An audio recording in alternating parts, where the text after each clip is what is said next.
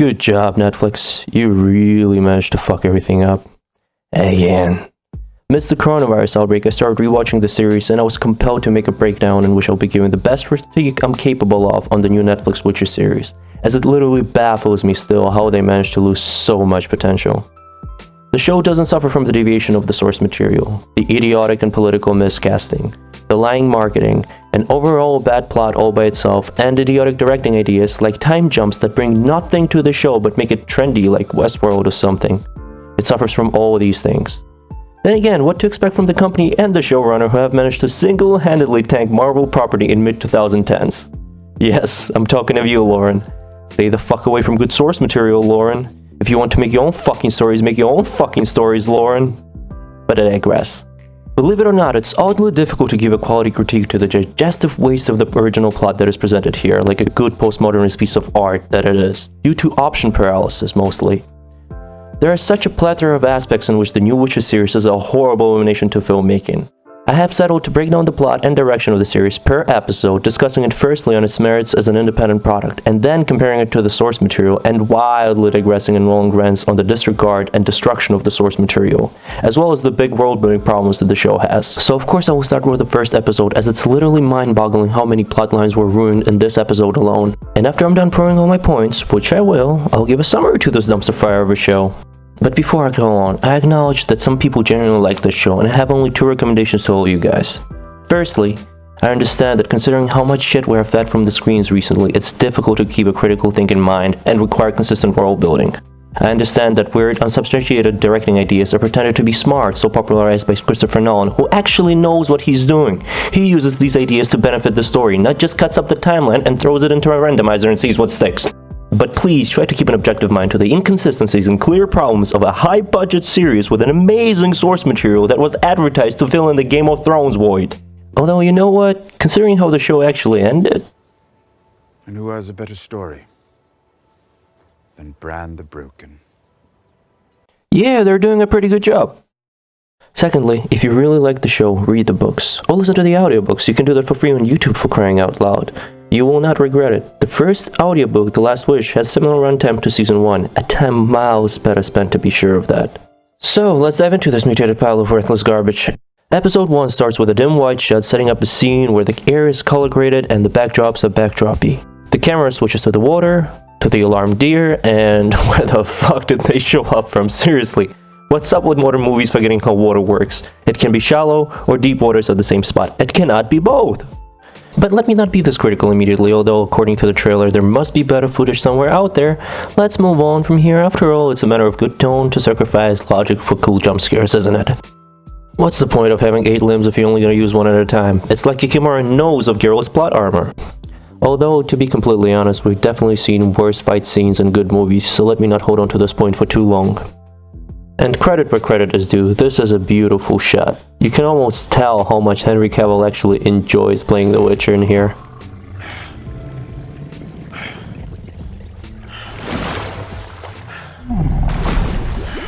What's happening to his eyes? I'm sure it will be explained later in this episode. Surely they don't leave something as important to the character on the cutting room floor.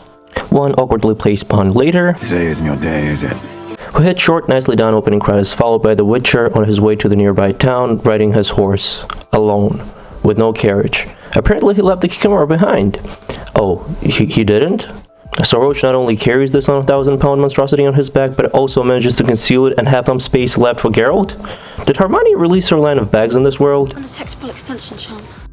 The Witcher walks into a tavern to ask the bartender girl for some directions. The owner of the tavern stops the girl from giving the Witcher directions, which would lead to him leaving the tavern, only so he can threaten the Witcher to leave the tavern. We don't want your kind here, Witcher. Okay, that sentence made a lot of sense. What the fuck? How did he even know that's a Witcher? He walked in like 5 seconds ago. How did he immediately come to know that the person who just walked in, a very dangerous looking person mind you, is a Witcher? Furthermore, if you can tell that the dangerous looking person is a Witcher by just glancing at him, why is he threatening him? And after Geralt decides it's better to leave, this idiot tries to pick a fight with him inside of his business establishment, and what basically would be committing his suicide. Holding the Witcher in the business establishment for longer. I get that this man hates witchers, but what the fuck is he trying to achieve here? Look, not even a glimpse of fear on his dumb face. And this boat midget immediately joins him. Oh, fuck off. Do these people have nothing better to do than to pick a fight with a witcher? In the books, they are being hated and despised, but they are being scared of too, you know? Lauren. Fuck me, and it's only the 3rd minute of the episode. If these characters hate witchers oh so much, they must have heard terrible, exaggerated stories of how soulless, brutal witchers kill people over no reason. So why they'd ruin themselves perfectly fine afternoon by basically killing themselves is beyond me. Damn, these characters are fiercely suicidal. Whatever, man, it's just the showrunner's way of letting us know the witchers are being hated upon. Why do you have to be such a nitpicker? Well, let me tell you why. It's because the trope doesn't work.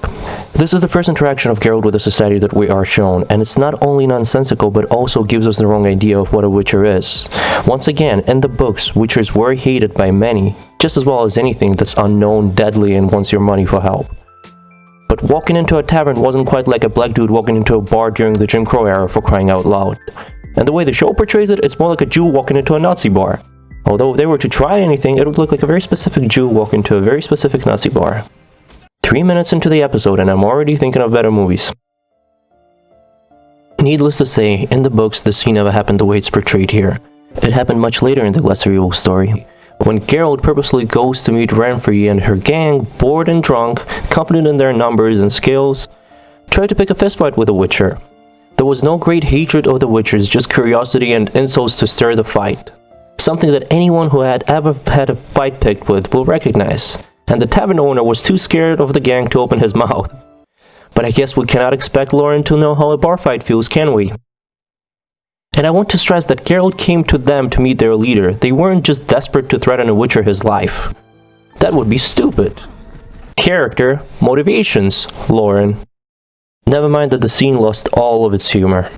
This scene is also inspired by another book scene from a different short story, the opening scene of The Witcher story, the story about the Striga. This wonderful princess. The Witcher story is the first story told in the books, and the scene in question is the opening scene of the story. In other words, it also had a job of introducing the character. Generally, starting with the Lesser Evil story is very strange. The whole idea of introducing the Geralt with a moral dilemma before we get to know him is odd narration. Any story first needs to establish the character's basics and then expose them to difficult situations, revealing more traits and forcing them to growth.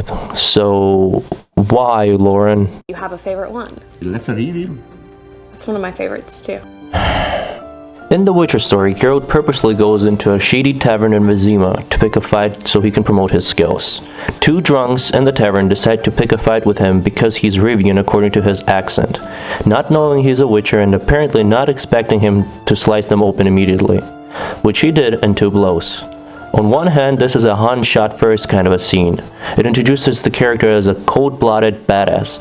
On the other, Sapkowski, the author of the book, shows us that there's plenty of ignorance and chauvinism of all sorts in this world. And by the way, he's not actually Rivian as it comes out later, he only fakes the accent. Back to the show. Renfri? Nope. This chick is not Renfri. Renfri was raped and thrown around the lowest lows of the society from a very young age, forced into a survival mode for many years only to join a gang of mercenaries and turn the tide back, becoming a leader of the gang in pursuit of her revenge. Does it remind you of any other character in modern fantasy? Now imagine Arya Stark looking this feminine and innocent. This girl is not Renfri, she's a young Karen at best. I am speaking to you now, good sir. She's anything but intimidating. And this man hates money. While Karen commands to what we find out are her men to take a chill pill cause she's not suicidal. Yet. Witches can't be trusted. I'm not speaking to you. Of course, credit where credit is due. The actress is very charming and plays what she's told to pretty damn well. But why is she so caring towards Geralt? Oh, instant boner force is gender neutral now. I see. I mean, that kinda makes sense. Henry Cavill is one handsome man after all. Cavill could destroy my body and my life, and all I'd say is, so does tomorrow work for you too. But why is she made to be this sweet? This girl. Fuck this girl. She talks so much about herself that I don't need to.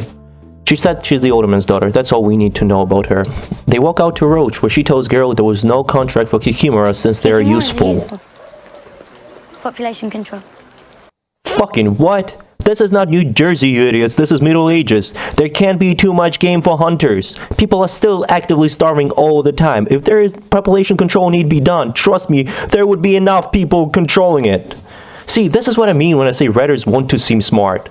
In The Blood of Elves, the book they will gut in Season 2 apparently, Vesemir even specifically teaches Ciri that these beasts are outside of the local ecosystem and they are parasites brought by the conjunction of spheres. The only people concerned with the extinction of these species are clueless scientists of this world and sorcerers for the magical properties of these creatures. But who cares for proper world building? We include a smart word today, I mean we need to include it. Furthermore, so Geralt read a poster on a contract for Gavir. He posted a flyer. For a career. Can he not tell the difference between Kikimora and a Gavir? Can he not read? Why is he still talking to this little twat? Just tell her to call the alderman. You don't know who this little crazy child is. This makes no fucking sense. And now she takes him to the sorcerer and Geralt still didn't meet the alderman. You should speak to Master Irion, our wizard. He's willing to pay for odds and ends he needs for elixirs. I sold him our dog when it died. Mysteriously. Little cunt. How many times do I have to tell her? Don't train alone. It only embeds your errors. Lauren. I also wanted to point out this part. You degenerate born of hell. Have you ever been to hell? Hell is a concept tied to Abrahamic religions. Therefore, any high fantasy avoids using words like hell or any other words tied to real-world traditions, since using these words will give a new viewer a wrong idea of where the setting is, while breaking suspensive disbelief for a person familiar with the world. And I know that many will say my complaints so far mostly have been nitpicks. Well, the thing is, all I've pointed out so far are logical holes in dialogue, behavior, and logistics. All these holes make the narrative incoherent. All these things let us know that it's not the character saying these lines, it's the actor reading the script.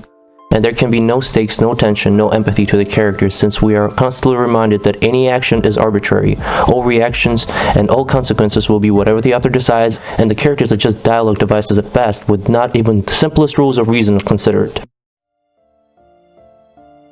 In the books, there was no contract, and Geralt now went to a tavern to find the alderman. He knew Cadman, the alderman of Bracken, pretty well. He killed the Kikimora on the road, knowing it must have been dangerous, especially for children playing, and also hoping there might be a reward for it, and since Kikimoras don't pose as much of a challenge to the Witcher, it was worth taking a risk. Winter is coming. Winter is coming. Geralt is broke and he's trying to make it past the mountains before the snow sets in. The alderman invites Geralt to stay at his place for the winter, but regarding Kikimora, they have no allowances in the budget for him. The alderman proposes to see the new sorcerer of the town, Master Illyrio. Maybe he'd have some use for the Kikimora's body. When they go to the tower, the sorcerer lets Geralt in, and to Geralt's surprise, Master Illyrio happened to be Stregobor, a sorcerer Geralt met during his old contract with Kavir's court as the court mage. The meeting had humanity, levity, jokes. What do we get instead? A clear villain of the story, if anybody's guessed why. Stregobor was another man of the world, a far from perfect man that had a good share of mistakes behind him and probably no less in front. He was scared and all but begged Geralt for help. But no, we get a little mustache-twirling evil guy. At least they got the illusions right. Oh look, they gave the bad guy an apple. Subtle. And this is why we had Renfri in the Suicide Squad in the opening scene. This is why Renfri was shown so caring. Because Lauren decided we should favor the caring and reasonable Tumblr girl Renfri to evil Stregobor. I'll leave it up to you to decide what the motives were behind this. I'm not going political yet. Not just yet. Soon. They discuss how Witchers don't have feelings, a common false rumor about Witchers that Geralt preferred to stay alive as it made his professional life easier. A sorcerer like Stregobor must have known better, but then again, this is not the book, so let's just accept that as a given. Speaking of, did we discuss anything about what a Witcher is so far? What do we know of the Witchers from the show? They fight monsters, apparently, and they have no feelings. What makes them good at fighting monsters?